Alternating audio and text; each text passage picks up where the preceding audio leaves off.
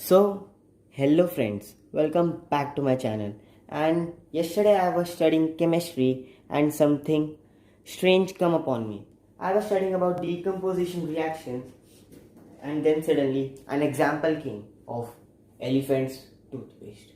I wondered about it, but when I studied deeply into it through internet, I found that it was a bit crazy but an exciting experiment and was worth sharing with you. So I have come back to perform the experiment and let's go. Before performing the experiment, I want to tell you that it's not the elephant and its toothpaste with a brush. So let's go. For performing this experiment, we need a beaker like this, or you can take a bottle or a glass tube, and we need some hydrogen peroxide. As you can see, this one is 6.5%.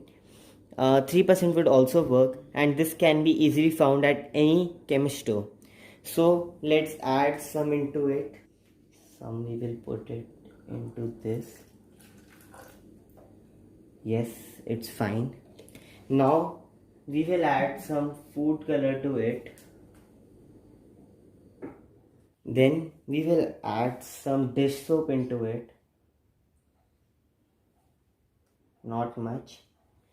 Then we have to put our beaker aside to bring our yeast. So this is some yeast which I have put it in warm water, and then we have to mix it properly. If you don't worry if you are not able to find these things, after this experiment I will tell you another way of performing it without hydrogen peroxide.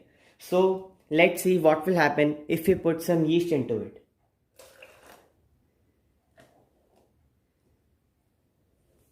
Oh, you can see.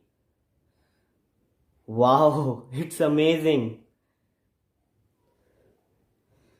I think so. If you would have added some more hydrogen peroxide, a better result would have been there. Oh, it's amazing. But we have to be very careful before touching this foam, because this was an exothermic reaction and some heat is evolved, due to which some hot foam is in there. So let's try to touch it. Oh, it's a bit warm. Warm foam. Oh, it's hot. I want to try it again. So let's perform it once more. Oh, it's coming out till now.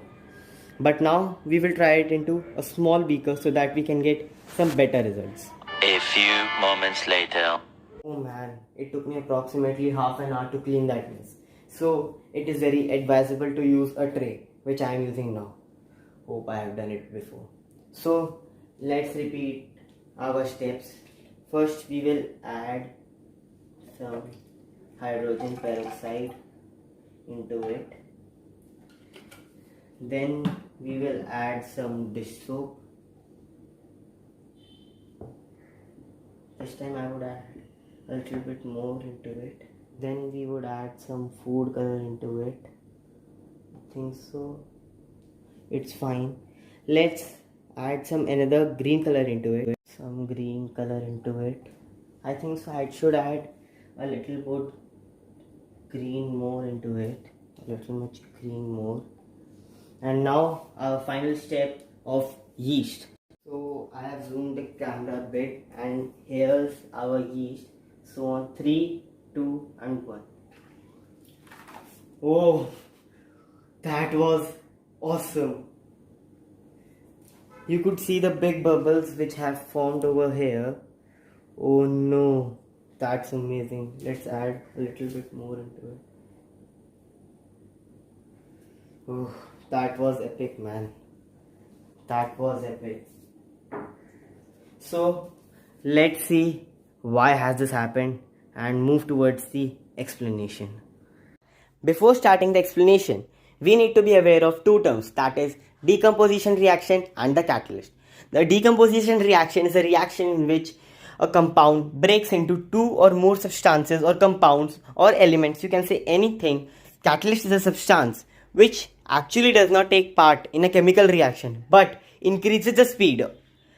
So when we put our yeast in the hydrogen peroxide, which is actually H2O2, and it is a very unstable compound and it constantly breaks down into water and oxygen, but it takes a very long time. And also this is a decomposition reaction plus a exothermic reaction, that is, it produces heat and you can say energy also. So when we put yeast in it, which contains an enzyme called the catalase, which acts as a catalyst, it increases the speed of breaking down of H2O2, thus forming a lot of oxygen gas and water.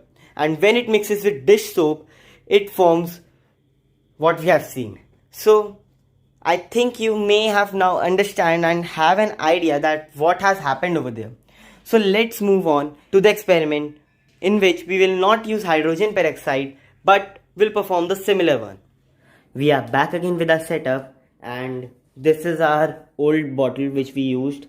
So here's a simple way to do it. For this we need some baking soda, and I will put this in this bottle. I'll put a bit more in this. Yes, I think so, it's fine. Now we will add some food color to it. And now we are going to mix it.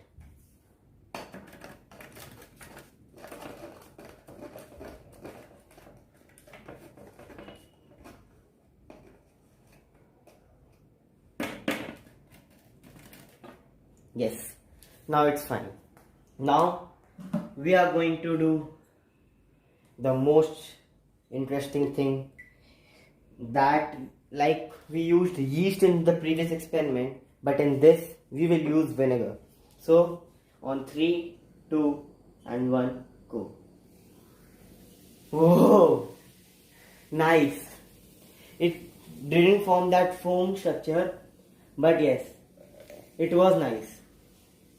We can take it as a substitute of hydrogen peroxide, because as we are using substitute materials, so we'll get substituted results only. So hope you have liked my video, and thanks for watching.